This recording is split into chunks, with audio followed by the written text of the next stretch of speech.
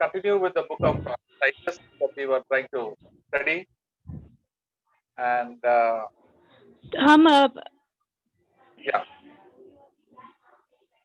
तो हम जारी रखेंगे तीतुस की किताब जिसकी हम पढ़ाई अभी कर रहे हैं।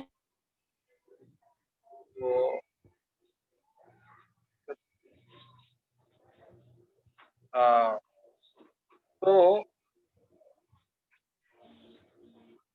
we were seeing last time about our Christian life in chapter number 2. तो पिछली बार हम देख रहे थे हमारे मसीही जीवन के बारे में अध्याय 2 में। So how we are to behave as older men, older women, and young men and young women. तो इसके बारे में पढ़ रहे थे कि बुजुर्ग जो स्त्री और पुरुष और युवक जो स्त्री और पुरुष जो है उनको किस तरीके का बर्ताव में करना चाहिए।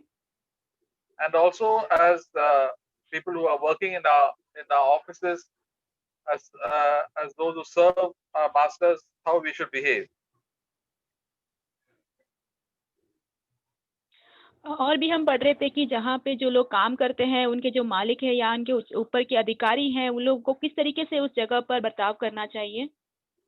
And that when we behave as Jesus behaved, this is how God, the word of God has directed us, that we would adorn the doctrine of our Lord and Savior in every respect. तो जैसे हम यीशु मसीह के समान बर्ताव करेंगे, जैसे कि हमारा जो है उनके सिद्धांतों का, उनकी बातों के लिए शोभा देना है हमारे उस बर्ताव के द्वारा। So then he told the apostle Titus that he was in charge of that assembly in Crete. He said in verse 15 of chapter 2, these things speak and exhort and reprove with all authority.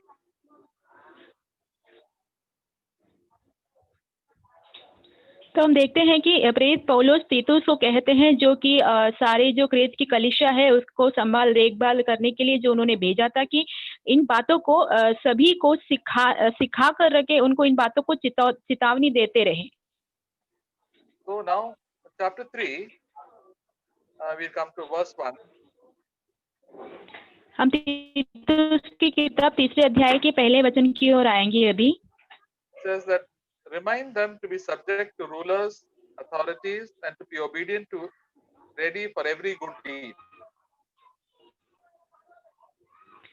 और यहाँ लिखा है लोगों को सुधि दिला कि हाकिमों और अधिकारियों अधीन रहें और उनकी माने और हर एक अच्छे काम के लिए तैयार रहें।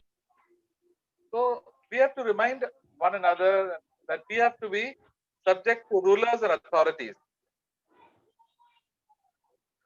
तो हमें एक दूसरे को ये याद दिलाना है कि हमें हाकिमों और जो अधिकारी हैं उनके अंडर में रहना है। Now we have got people who rule over us.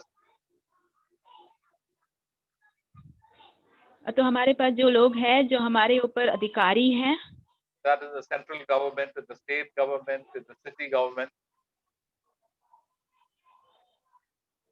तो हमारे जो सेंट्रल गवर्नमेंट है, स्टेट गवर्नमेंट है, वो सब हमारे ऊपर अधिकार करते हैं। And we have authorities also who are above us. अधिकारियां भी हैं जो हमारे ऊपर होते हैं।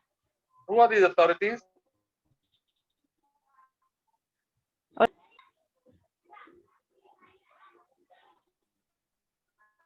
Hello.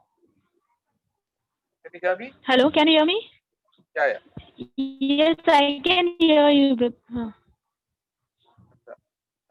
These authorities are people above us in our home, in the church, and in our workplaces also. तो ये जो अधिकारी हैं हमारे घर में होते हैं, हमारे दफ्तर जहाँ पे हम काम करते हैं वहाँ पे होते हैं, और हमारी जो कलीसिया है वहाँ पे भी होते हैं। So we have to learn to be subject to them. तो हमें उन बातों उनके अधीन रहने के लिए हमें सीखना है। As long as it does not go against the word of God. तो परमेश्वर के वचन के खिलाफ जाए बिना जितना तक हमसे हो सकता है उतना तक। So if they make laws, we have to obey them. अगर उन्होंने कोई नियम बनाए हैं तो हमें उसका पालन करना है। For example, if the government makes a law that Sunday is not a holiday and Wednesday is a holiday every week, then we have to obey that. We will not say that we will go, we will not come on Sunday. We will come on Sunday and not come on Wednesday. अगर उदाहरण के तौर पे अगर सरकार कोई ऐसे नियम बनाती है कि जो रविवार के दिन आपको काम करना है, उस दिन छुट्टी नहीं है, और जो बुधवार का दिन है तो वहाँ पे आपको छुट्टी मिलेगा, तो वहाँ पे हम ये जाकर नहीं कह सकते कि हम रविवार को नहीं आएंगे, परंतु रविवार को नहीं परंतु बुधवार को हम आएंगे ऐसे। To respect the authorities above us, who are they are, whether they are educated or not educated. तो हमारे ऊपर जो भी अधिकारी लोगों को रखा हुआ है उनका हमें सम्मान करना है, वो पढ़े लिखे हो या फिर पढ़े लिखे ना हो तो भी। For example, in the traffic police, we have to obey the traffic police. उदाहरण के तौर पे जब हम रोड पर सफर करते हैं तो जहाँ पे ट्रैफिक पुलिस का जो भी नियम होता है उसको हमें पालन करना है। So all these things we have to learn to obey and be as good citizens of our country. तो ये सारी बातें हमें मानना है और हमारे जो शहर है, हमारी जो कंट्री है, उनको हमें बहुत अच्छी नागरिक बनना है। So everywhere we have to learn to be obedient. तो हर जगह पे हमें सीखना है आज्ञा का पालन करने का। So with it we can shine as lights in this place where we live, where most people are most obedient to authorities. तो ताकि हम जहाँ पे भी रहते हैं वहाँ पे एक ज्योति के समान चमके और बहुत सारे लोग जो है ये सारे जो अधिकारी हैं उनके आज्ञा का पालन करते हैं। Not only to be obedient, but also it says in verse 1 to be ready to do every good deed. सिर्फ आज्ञा मानना ही नहीं, परंतु पहले वचन में ये भी लिखा हुआ है कि हर एक अच्छे काम के लिए भी तैयार रहना है हमें। So over and over again, the Apostle Paul is telling Titus that remind them always to do good deeds, good things, because once you become a child of God, yeah, you must do good deeds. तो बार बार प्रेरित पौलुस ये याद दिला रहे हैं उनको कि हमेशा अच्छे कामों के लिए अपने आप को तैयार रखना है, क्योंकि जैसे ही आप एक परमेश्वर के संतान बन जाते हो तो आपको अच्छा काम करना ही चाहिए। Because God is good and God will make us also good. क्योंकि परमेश्वर बहुत ही अच्छे हैं तो परमेश्वर हमें भी जो है बहुत ही अच्छा बना देंगे। And we are His children, so we will also start doing good. और हम उनके संतान हैं, इसके लिए हम भी जो है अच्छे काम करने लगेंगे। And we will not do the good things grudgingly, but with great enthusiasm we will do good to all men. तो एकदम उत्साह के साथ ही हमें सारे अच्छे काम जो है सारे मनुष्यों के लिए करेंगे, आलसपन से नहीं। And it says that we must, verse 2, must malign no one. और दूसरे वचन में लिखा हुआ है कि किसी को बदनाम ना करे। So don't spoil the good name of other people. तो दूसरे का जो नाम है उसे हमें बदनाम नहीं करना है। So this is a common habit among people of this world to criticize and to talk bad about other people. तो इस दुनिया के एक साधारण लोगों के साधारण ऐसा स्वभाव रहता है कि वो दूसरे लोगों पर दोष लगाते हैं और उनको बदनाम करते जाते हैं। But this is not to say that we must not warn about the bad people who are there in our midst. तो इसका अर्थ ये नहीं कि जो भी बुरे लोग हमारे बीच में हैं उनको चेतावनी नहीं देना है, ऐसा नहीं है। There are bad people in the society, bad people also who are there in our workplace. तो वहाँ पे हमारे जिस सोसाइटी में हम रहते हैं वहाँ पे भी बुरे लोग हो सकते हैं और जहाँ पे हम कामकाज करते हैं वहाँ पे भी बुरे लोग हो सकते हैं। There are false teachers and false prophets in the church. और कलीसिया में जो है झूठे शिक्षक और झूठे भविष्यवक्ता भी होते हैं। For the sake of warning other people that they may not get deceived by them, we have to tell them that these are the people like this. They are not walking with the fear of God.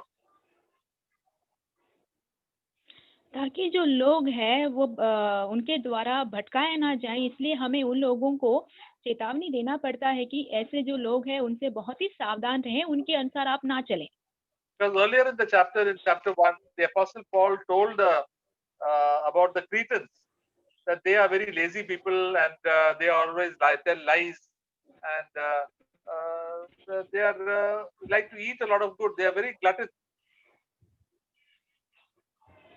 तो हम देखते हैं तीतस के पहले अध्याय में प्रेरित पौलुस कहते हैं कृति लोगों के बारे में कि वो बहुत ही बुरे लोग हैं, बहुत झूठ बोलते हैं और बहुत सारा खाना पीना खाते हैं और भुक्कड़ हैं, ऐसे कहते हैं। This is not to spoil their reputation, but to see that they will improve. तो उनको ये सारी बातें उनको बदनाम करने के लिए नहीं कहा जा रहा है, परंतु उनको जो है उनको बदलने के लिए कहा जा रहा है। So that, but we must not unnecessarily keep on criticizing people who we have no concern about. तो हमें बार बार दूसरे लोगों के ऊपर दोषी लगाते हैं इनके जिनसे हमें कुछ लेना देना नहीं रहा है। Second, we must not be we should be uncontentious. That we should not keep on fighting. तो दूसरी बात ये है कि हमें नहीं होना है। That contentious means what does it say in Hindi? That you always keep on quarreling and opposing. तो इसका मतलब ये है कि जो लोग झगड़ा करते रहते हैं, लड़ते रहते हैं, वो झगड़ालू लोग हैं उनके विषय में। Christians should not be people who are quarrelsome. तो मसीही लोग ऐसे झगड़ालू नहीं होने चाहिए। But they should be gentle. परंतु उन्हें कोमल होना है। And then show every consideration. Be very kind and considerate for all men. It says in verse 2. और दूसरे वचन की आखिरी पंक्ति में ये लिखा हुआ है कि और सब मनुष्यों के साथ बड़ी नम्रता के साथ उन्हें रहना चाहिए। Yeah, we will try to understand their difficulties and problems. तो उनकी जो भी परेशानी समस्या है वो हमें समझ के लेना है। Why should we do that? हम ऐसा क्यों करते हैं? Verse 3 says, for we were also foolish ourselves, disobedient, deceived, enslaved to various lusts and pleasures, spending our lives in malice and envy, hateful, hating one another. तीसरे वचन में लिखा है क्योंकि हम भी पहले निर्बुद्धि और आज्ञा ना मानने वाले और भ्रम में पड़े हुए और रंग रंग की अभिलाषाओं सुख विलास के दासत्व में थे और वैभव और डाह करने में जीवन निर्वाह थे और घृणित थे और एक दूसरे से बैर रखते थे। So when we see other people living in sin, we must always remember that we also were sinners. तो जब भी हम किसी को देखते हैं कि वो पाप में जी रहे हैं तो हमें ये भी याद रखना है कि हम भी पहले पापी ही थे। And we were also, the apostle Paul included himself along with Titus, that I was a terrible person. That's why we must be considerate to all people and be patient with them. तो हम देखते हैं यहाँ पे प्रेरित पौलुस जो है अपने आप को भी इसमें शामिल करके कहते हैं कि हम भी बहुत ही बुरे लोग थे, इसीलिए हमें उनके साथ बहुत ही नम्रता के साथ पेश आना है। The apostle Paul said, even I was disobedient. प्रेरित पौलुस कहते हैं मैं भी आज्ञा ही मानने वाला था। I was also deceived. और मैं भी जो है भ्रम में पड़ गया था। This is Brahm means I think I also Doka is a better word, no? Yes, brother.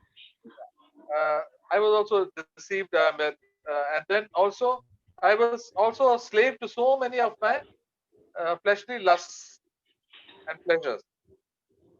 और भी कहते हैं कि मैं बहुत सारे रंग रंग के अभिलाषा और सुख विलास के दासत्व में भी था। All sorts of sins we used to indulge in. और बहुत सारे में भागी हुआ करते थे। And our life, it says, we were always spending life with hating other people and all our anger and hatred in our heart. हमारे जीवन को हमने बहुत सारा दूसरों की घृणा रख के बैर भाव के साथ ही बिताया है। But verse 4 says, but when the kindness of God our Savior and His love for mankind appeared, verse 5, He saved us not on the basis of the deeds which we have done in righteousness, but according to His mercy, by the washing and regeneration and renewing by the Holy Spirit. 4 वचन पर जब हमारे उद्धारकर्ता परमेश्वर की कृपा और मनुष्यों पर उसकी प्रीति प्रकट हुई तो उसने हमारा उद्धार किया, धर्म के कारण नहीं, तो हमने आपकी अपनी दया नए जन और पवित्र हमें नए बनाने के द्वारा हुआ। So God has been so kind to us when we are living in sin, He saved us. तो परमेश्वर हमसे बहुत ही दयालु थे कि हम जब पाप में ही पड़े हुए थे तो भी परमेश्वर ने हमें बचा लिया। And He saved us not because we were good and because of the good deeds we have done, but because He had mercy on us in spite of all the evil that we had done. तो उन्होंने हमें इसलिए कि नहीं तो हम पापी ही थे, तभी भी उन्होंने हमारे ऊपर दया करके हमको ये उद्धार को उन्होंने दिया है। And then He has washed us and made us new. और फिर उन्होंने हमें साफ किया और हरा बना दिए। By His precious blood, all our past sins have been completely forgotten and blotted away completely. तो हम उनके अनमोल रक्त के द्वारा हमारे जितने भी पुराने पाप थे और जितनी भी गंदगी थी पूरी तरीके से उसमें से उन्होंने शुद्ध कर दिया है, साफ कर दिया है। And we have been regenerated. That means we have made a new person. और उन्होंने हमें एक नया जन्म दिया है, हमें एक नया इंसान मनुष्य बनाया है। We are not the old man, but we are the new man in Christ. तो हम जो है पुराने में ये, परंतु हम प्रभु में मसीह में नए व्यक्ति बन चुके हैं। And this new man has a desire for God and desire for the things of God. तो ये जो नया व्यक्ति है उसको परमेश्वर के लिए और परमेश्वर की सारी चीजों के लिए Abhilash. This is the wonderful miracle that God has done in your life and my life, brothers and sisters. That is to be born again. तो यही बहुत बड़ा चमत्कार परमेश्वर ने हमारे और आपके जीवन में किया है बहनों, जो नया जन्म हुआ है मसीह में। And at the end of verse 5 it says, and after that He has renewed us by the Holy Spirit, renewing us with the Holy Spirit. लिखा हुआ आखिरी पंक्ति में 5 वचन के नए जन्म के स्नान और पवित्र आत्मा में हमें नया बनाने के द्वारा हुआ। So He is changing us every day, our nature, our speech, our attitude, our motives, and the way, so many things. He is making us newer and newer so that we become like Jesus. तो वो हमें जो है प्रतिदिन बदलते जाते हैं, हमारे स्वभाव में, हमारे बातों में, हमारे बर्ताव के तरीके, इसमें प्रतिदिन हमें नया जा रहे और बदल रहे हैं यीशु मसीह। Because verse 6 says, He has poured out the Holy Spirit richly upon us through our Christ our Savior. और 6 वचन में लिखा है, जिसे उसने हमारे उद्धारकर्ता यीशु मसीह के द्वारा हम पर अधिकारी से So God has given, when we ask God for the Holy Spirit, God will definitely give it to us and He will give it us abundantly. और जब हम प्रभु यीशु से हमारे पवित्र आत्मा करते हैं तो परमेश्वर हमें पवित्र आत्मा अधिकारी से हमारे ऊपर उंडेल देते हैं। Every day we have to be filled with the Holy Spirit. प्रतिदिन हमें पवित्र आत्मा से भरे हुए हैं। And then our life will change. फिर हमारा जीवन जो है वो बदल जाएगा। Then we can live as Jesus lived, as older men, older women, young men, young women. फिर हम यीशु मसीह के समान एक जीवन बिता सकते हैं, वृद्ध पुरुष या स्त्री होने दो या नया युवक पुरुष या स्त्री दोनों भी। That is why every day we have to ask God to fill us richly with the Holy Spirit. इसलिए हमें प्रतिदिन प्रभु से पूछना है कि हमें पवित्र आत्मा से भरपूरी से हमें भर दे। And verse 7 says that being justified by His grace, we might be made heirs according to the hope of eternal life. 7वें वचन में लिखा है, जिससे हम उसके अनुग्रह से धर्मी ठहरकर अनंत जीवन की आशा के अनुसार वारिस बने।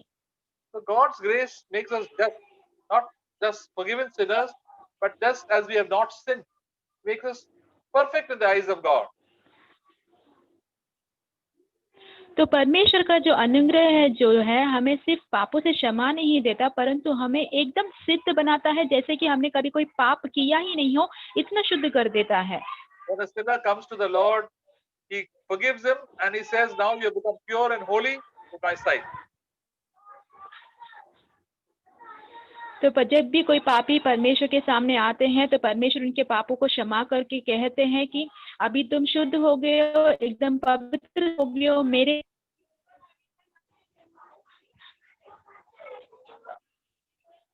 So this can be done only by the grace of God.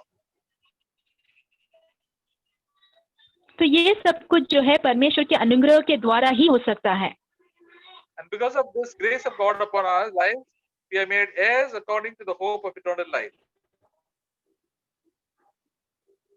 क्योंकि ये अनुग्रह जो है हमारे ऊपर आया है, इसीलिए हम अनंत जीवन की जो आशा के अनुसार वारिस भी बन चुके हैं। The greatest thing in the world that anybody can have is eternal life. तो इस दुनिया में सबसे महान चीज जो कोई भी पा सकता है वो है अनंत जीवन। And the eternal life is the life of God. जो अनंत जीवन है वो परमेश्वर का जीवन है। So we get just about 1% of that life when we are living on this earth, but there is a tremendous amount of life. तो वो अनंत जीवन में से 1% जो जीवन है हमें जिस पृथ्वी पर जीते हैं तो हमें मिलता है, परंतु उसमें भी अधिकतर बहुताई का और भी अनंत जीवन बाकी है। That is a life where we have a life of peace and joy and love with the Holy Spirit. तो वो है जहाँ पे हमारे पास शांति, आनंद और प्रेम होता है पवित्र आत्मा में। That is the power of God. तो वो परमेश्वर का सामर्थ्य है। So, and this keeps on increasing every year as we are faithful to the Lord. और ये जो है हर साल बढ़ते जाता है जैसे ही हम परमेश्वर में विश्वास योग्य बनते रहते हैं। And we become richer and richer in the ways of God. और फिर परमेश्वर के उन मार्गों में हम और संपन्न होते जाते हैं। And this we have as a hope in our own life. तो ये जो आशा है हमारे जीवन में होता है। So, verse 8 says, this is a trustworthy statement, and concerning things I want you to speak confidently, that those who have believed God may engage in good deeds. These things are good and profitable for men. 8वें वचन में यह बात सच है और मैं चाहता हूँ कि तू इन बातों के विषय में दृढ़ता से बोले, इसलिए कि जिन्होंने परमेश्वर की प्रतीति की है वे भले भले कामों में लगे रहने का ध्यान रखे। ये बातें भली और मनुष्यों के लाभ की है। So after we come to the Lord, the Apostle Paul is telling us that we must confidently speak, that each one of us, and this we should confidently talk to each other, this matter. तो प्रभु में आने के बाद प्रेरित पौलुस हमें कहते हैं कि हमें ये सारी बातें एक दूसरे से बहुत ही हिम्मत के साथ कहना है, बहुत ही दृढ़ता के साथ एक दूसरे से बातें करनी है। And the matter is this, that though we who have believed in God should be very careful that we do only good in our life from now on, good works. तो विषय ये है कि जिन्होंने भी परमेश्वर पर पूरी तरीके से विश्वास किया है, उन्हें अपने जीवन के ऊपर ये ध्यान रखना है कि वो हमेशा भले भले कामों को ही करते जाएं। And what are these good works? और ये भले भले काम क्या है? Good things at home. अच्छी जो काम है जो घर में कर सकते हैं। Even the smallest thing, just helping around at home, and not to be lazy, but to do help to all our parents, one another, to be a blessing at home. तो एक छोटी सी छोटी बातों में हमें मदद करना है, हमें आलसी नहीं बनना है, हमारे माता पिता की मदद करना है, हर एक बातों में हम हमारे घर में जो है हमें एक दूसरे की मदद करते रहना है। To the blessing in the church.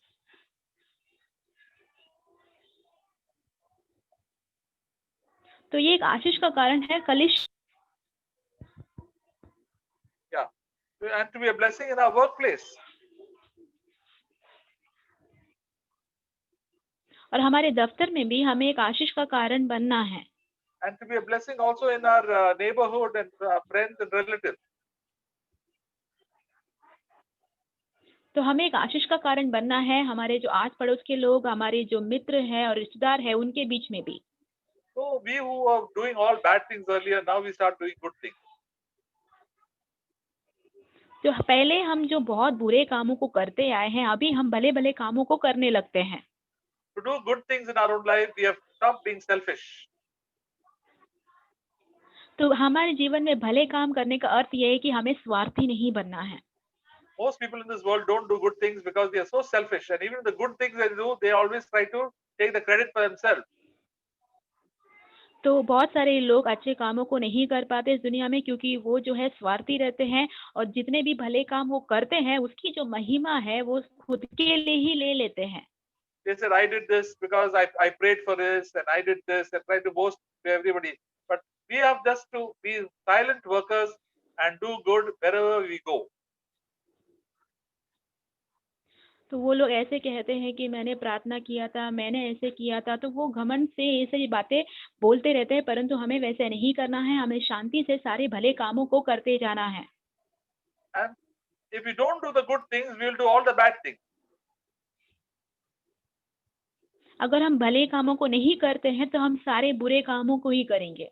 And what are the bad things? With verse 9 it says, but shun foolish controversies and genealogies and strife and disputes about the law, for they are unprofitable and worthless.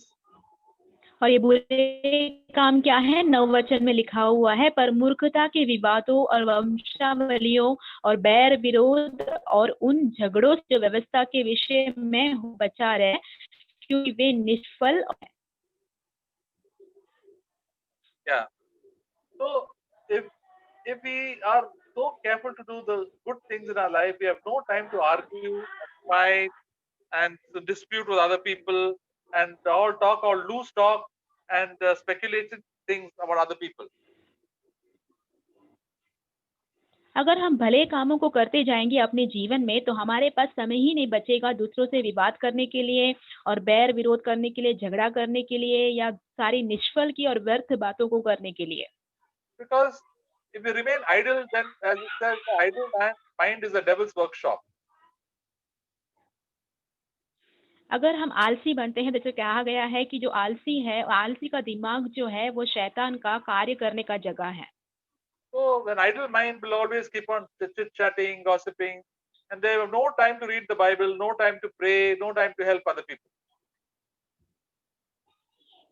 तो जो आलसी का जो मन रहता है वो हमेशा जो है बकबक करते रहता है, पीठ पीछे और गपशप करते रहता है, तो उसके पास प्रार्थना करने के लिए, परमेश्वर के वचन पढ़ने के लिए समय ही नहीं बचता है। So then their life becomes worthless. और फिर उनका जीवन जो है निष्फल हो जाता है।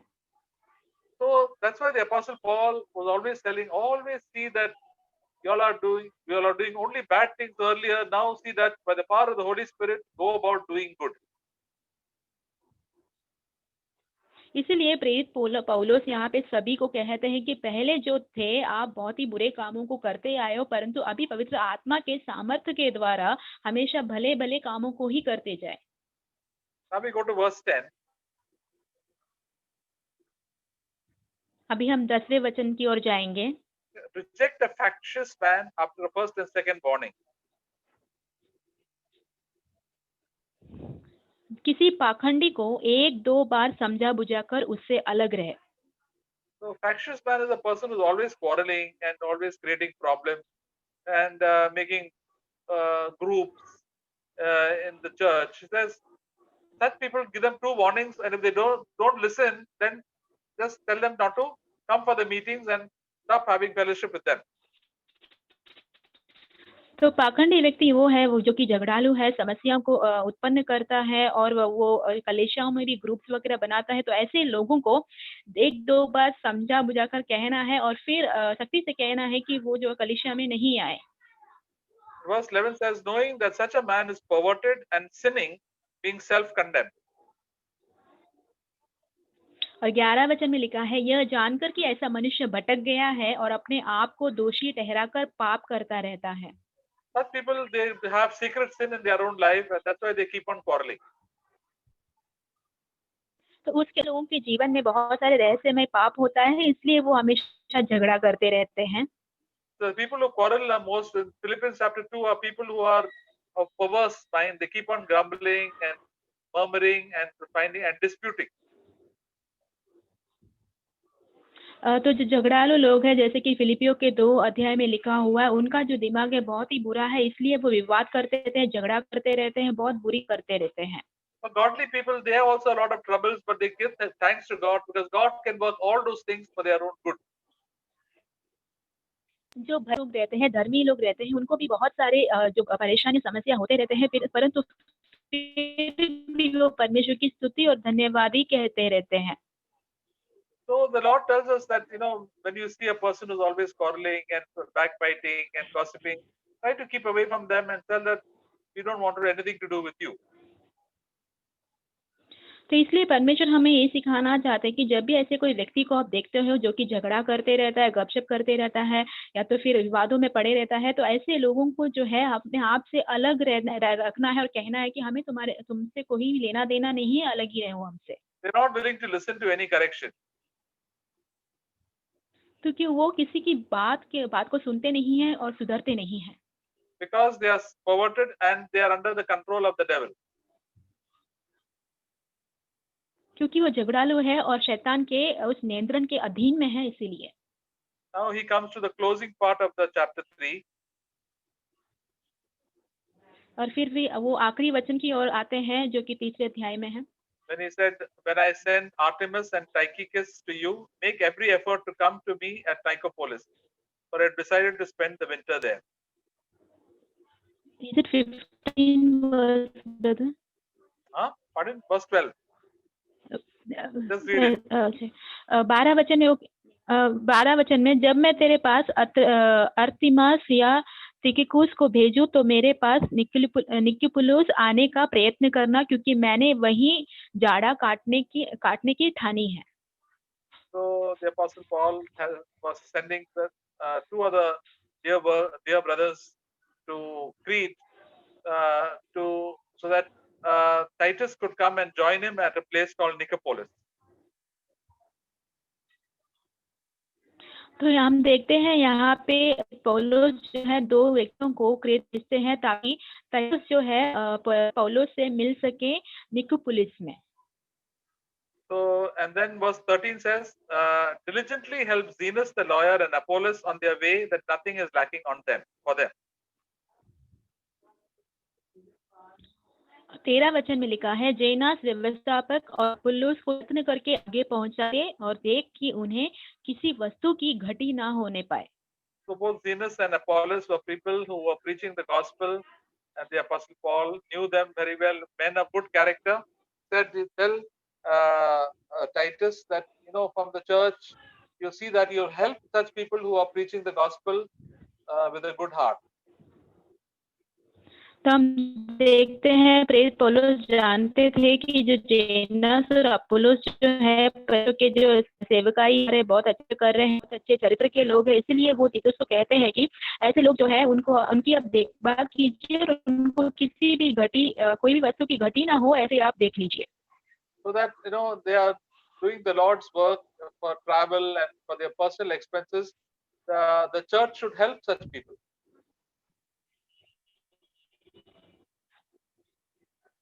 क्योंकि परमेश्वर की सेवकाई के लिए यहाँ यात्रा करते हैं, उनके बहुत सारे खर्चे हो जाते हैं, तो ऐसे लोगों का जो है मदद करनी चाहिए। And verse 14 says, and let our people also learn to engage in good deeds to meet pressing needs, so that they not be unfruitful. और 14 वचन में लिखा है, और हमारे लोग भी आवश्यकता को पूरा लिए अच्छे लगे रहना सीखे ताकि निष्फल ना रहे। So see, there are 2 things the Apostle Paul was telling us. One thing is that we should help Christian workers to spread the gospel. तो यहाँ पे हम देखते हैं प्रेरित पौलुस हमें 2 बातें सिखाने की कोशिश कर रहे हैं। सेवकाई जो करते हैं उनके लिए करना for their day-to-day expenses. उनका जो प्रतिदिन का जो भी आवश्यकता है उसके लिए। And also we should help people who are in need the church. और भी हमें ऐसे लोगों की मदद करना है जो कलीसिया में जिनको जरूरत है, जो जरूरतमंद है, ऐसे लोगों को। That is those who are sick and those who are without a job, or those who are widows and orphans, who are helpless people. उदाहरण के तौर पे जो बीमार हैं, जिनके पास कोई काम नहीं है, या अनाथ है, या विधवा है, जो बहुत ही लाचार रहते हैं। So that is why when we give money to the church, we also engage in these things, that we try to help people for the spread of the gospel, and also to help brothers and sisters who are in need. तो इसलिए हम जब भी पैसा देते हैं तो पैसे का इस्तेमाल इस तरीके से करते हैं कि ताकि हम जो सेवकाई कर रहे हैं उनकी मदद करें, और जो भाई बहन जो जरूरत में है उनकी भी मदद कर पाए। Many people may be asking how do we collect money, and how do we uh, spend the money in the church. तो बहुत लोग ऐसे पूछते हैं कि ऐसे कैसे क्या करते हैं, क्या मैं कैसे उसका को खर्च करते हैं। So normally the money that we get is always put by brothers and sisters in the money box during the meeting. तो जो पैसा जो हमें मिलता है भाइयों और बहन जो है, जो बॉक्स है उसमें जब डालते हैं उसके द्वारा ही मिलता है। And they have to put it secretly and happily, and without any force or compulsion.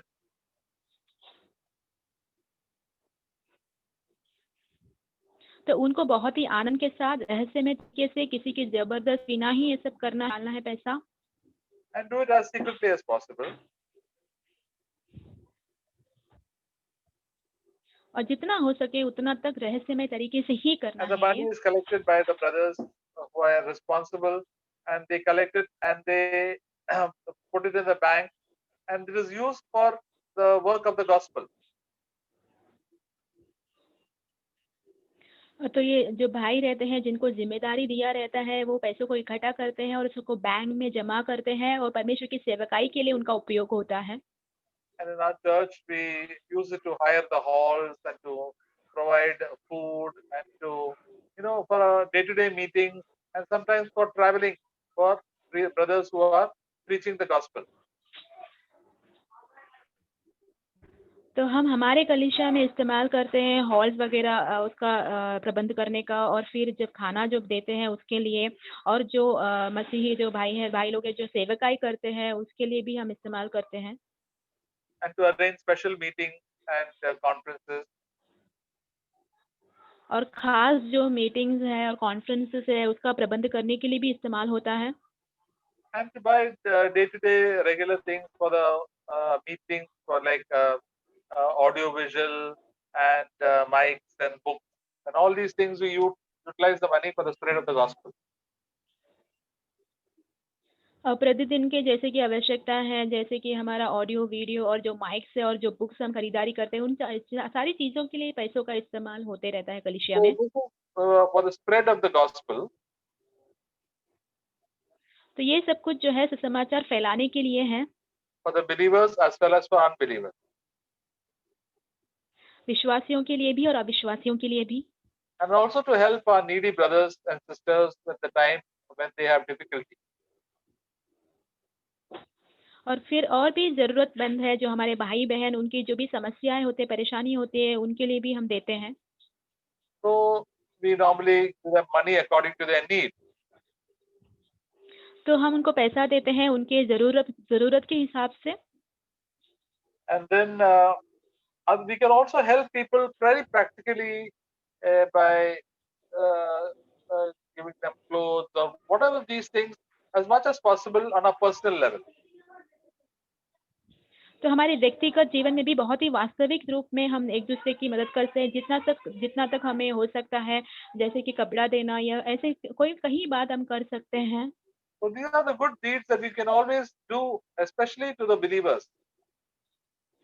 तो ये सारे जो भले काम हैं, जो खास करके हम विश्वासियों के लिए कर सकते हैं, We can help unbelievers also, provided the need is genuine. तो हम अविश्वासियों के लिए भी ये मदद कर सकते हैं। ये होना चाहिए कि उनकी जो भी ज़रूरत है बहुत ही उनको ज़्यादा ज़रूरत है इसीलिए। But the first priority is for the family of God. परंतु पहला जो खास आता है हमारे जो परमेश्वर में जो हमारा परिवार है उनके लिए। So when we do that, God's name is glorified and God will bless us with more spiritual blessings. और जब हम ऐसे करेंगे तो परमेश्वर की नाम की महिमा होगी और परमेश्वर हमें और भी आत्मिक आशीषों से वो भर देंगे। God said those who give others, with God will himself give them plenty of things in their own life. तो परमेश्वर ने कहा कि जो दूसरे लोगों को देते हैं तो परमेश्वर खुद ही उनके जीवन में बहुत सारी चीजों से उन्हें आशीषित करेंगे, Both spiritual and material. आत्मिक और भौतिक दोनों ही चीजों से। So let us eager be to do good in our lives and not just to receive but to always do good. तो हमें अपने जीवन में बहुत ही उत्सुकता से भले कामों को करने की हम कोशिश में रहें, ना कि सिर्फ लेने में रहें परंतु हमेशा देने के लिए उत्सुक रहें। Because if we don't do this, then we will not be fruitful in our own life. Verse 14. अगर हम 14 अध्याय में यूं लिखा हुआ है, अगर हम ऐसे कामों को नहीं करते रहेंगे तो हमारे जीवन में हम फलवंत नहीं होंगे। So many times we repeat it that if we are not faithful in the money matters that God has given us, then God can never give us the Holy Spirit and the fruit of the Spirit will not be seen in our own life. बहुत बार ऐसे होता है कि परमेश्वर ने जो पैसा दिया है हमें, उसमें हम विश्वास योग्य नहीं ठहरते हैं तो परमेश्वर हमें पवित्र आत्मा नहीं देते और आत्मा के जो फल है उससे हमें परमेश्वर नहीं भर पाते। We cannot get revelation of the Word of God. परमेश्वर के वचन का जो प्रकटीकरण है वो हमें नहीं मिल पाता Revelation is given by the Holy Spirit. और प्रकटीकरण हमें मिलता है पवित्र आत्मा के द्वारा। So that does not come by intelligence. It comes by humility of heart and तो वो obedience to God. तो वो एक बुद्धि हमारे ज्ञान से नहीं आता परंतु एक नम्रता का हृदय होने से और परमेश्वर के पवित्र आत्मा के द्वारा हमें वो मिलता है। So even a person is not educated and is very poor, but he gives to the Lord and sacrifices his life to the Lord will bless him tremendously with this Holy Spirit and spiritual wisdom. तो हम देखते हैं जब कोई एक व्यक्ति जो है पढ़ा लिखा नहीं होता है पर बहुत गरीब होता है परंतु वो बहुत ही नम्रता के हृदय के साथ परमेश्वर के सामने आते हैं तो परमेश्वर उनको पवित्र आत्मा से भर देते हैं और परमेश्वर के वचन के जो प्रकटीकरण है उन्हें बहुत आयत से उन्हें देते हैं। That is why the apostle Paul is telling the people, telling Titus to tell the people always to have good deeds, good works, abound in good works, so that they will not be unfruitful. इसीलिए प्रेरित पौलुस जो है तीतुस को कहते हैं कि सारे लोगों को ये कहना कि वो हमेशा ही भले कामों को करते रहें ताकि वो हमेशा फलवंत रहें ना कि निष्फल।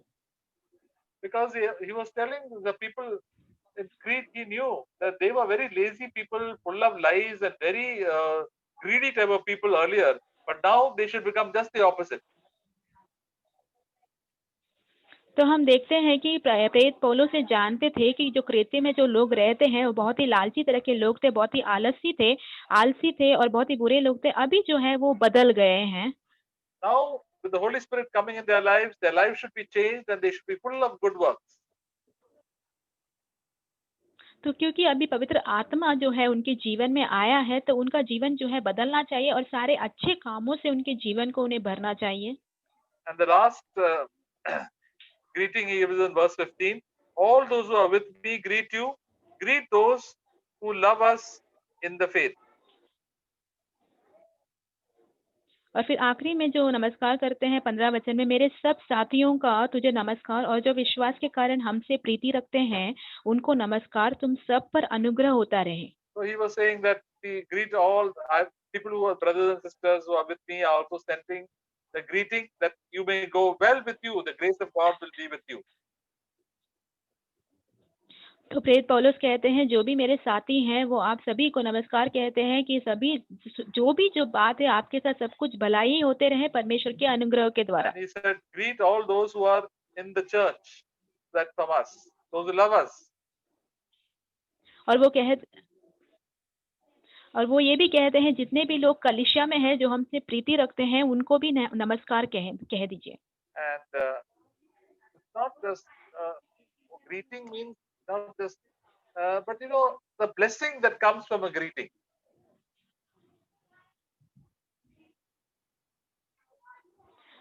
तो नमस्कार का मतलब यही सिर्फ नमस्कार करना नहीं है, परंतु नमस्कार के द्वारा जो आशीष आती है वो है। See, when we normally greet people, we say good morning, good evening, hello, how are you, praise the Lord, like that. But that does not contain much greeting. तो साधारण तौर पे जब हम लोगों को नमस्कार करते हैं तो हम कहते हैं कि good morning, good afternoon, good evening और प्रेज द लॉर्ड वगैरह करते हैं। वो एक साधारण सा एक नमस्कार रहता है। But the real greeting should come from a heart that we wish the very best for them, and with the greeting also comes a prayer that it should really go well with them. That is a prayer. तो ये जो नमस्कार है हमारे हृदय के द्वारा सच्चाई से आना चाहिए और एक प्रार्थना के साथ ताकि उनके साथ जो है सब कुछ अच्छा हो जाए और वो आशीष पाए। That they should spiritually grow and grow closer to the Lord. ताकि वो आत्मिक उन्नति करे और परमेश्वर के और करीब होते जाए। So when we greet each other, we must always wish the best and pray for one another. जब भी हम एक दूसरे को नमस्कार करते हैं तो हमेशा हमें जो है अच्छे के लिए उनको आशीषित करना है और एक दूसरे के लिए प्रार्थना करना है। That is what he said in the last words, which the Apostle Paul always says, "Grace be with you all." तो यही प्रेरित पौलुस आखिरी में कहते हैं, जो हमेशा वो कहते रहते हैं कि तुम सब पर अनुग्रह होता रहे। That means God's help, tremendous divine help, will be upon your life, upon all that you do, think, and say. तो इसका अर्थ ये है कि परमेश्वर की जो ईश्वरीय अनुग्रह और मदद है तुम्हारे जीवन पर आए, तुम जो कुछ भी करते हो कहते हो सारी चीजों के ऊपर परमेश्वर की अनुग्रह और मदद आते रहे। This grace comes through the filling of the Holy Spirit in our lives. तो ये अनुग्रह हमारे जीवन में आता है पवित्र आत्मा के भरने के द्वारा। This is the blessing that we can get through the grace of God in the New Testament. Every day of our life, the grace of God can be upon you and me. ये जो आशीष है हमें इस नया नियम के द्वारा मिलता है कि परमेश्वर का जो अनुग्रह है हमारे ऊपर प्रतिदिन होता रहता है। As John Newton said in that wonderful verse, amazing grace.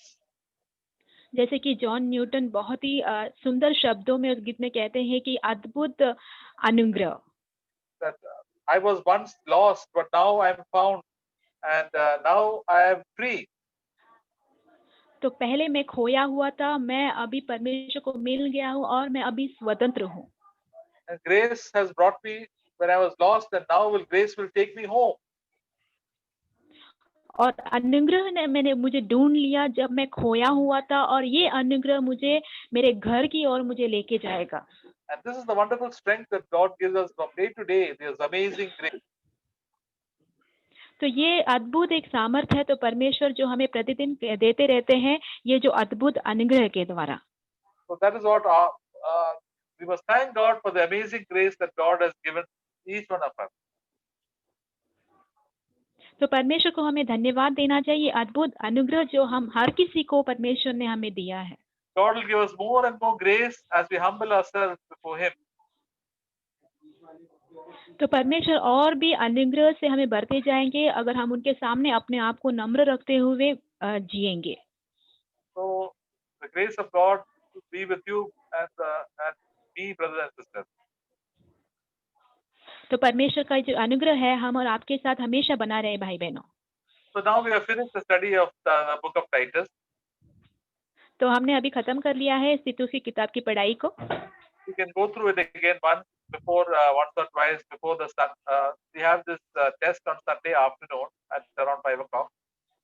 तो हमारा जो टेस्ट होने वाला है रविवार को 5 बजे के दौरान, तो हम ये जो अध्याय तीतुस का जो किताब है एक या दो बार फिर से पढ़ सकते हैं वापस से, So that we can all answer the question. ताकि हम सारे जो सवाल है उसका उत्तर अच्छे से दे पाए। And also we can revise it for our own personal benefit. और हमारी व्यक्तिगत भलाई के लिए भी, उन्नति के लिए भी हम इन चीजों को हमेशा दोहराते रहे, पढ़ते रहें। So that we can obey the word of God, and the word of God can be living and can have eternal life. ताकि हम परमेश्वर की बातों का वचन जो है उसकी आज्ञा का पालन करें और परमेश्वर का जो वचन जो है हमारे अंदर अनंत जीवन के लिए जीवित रहे। Amen.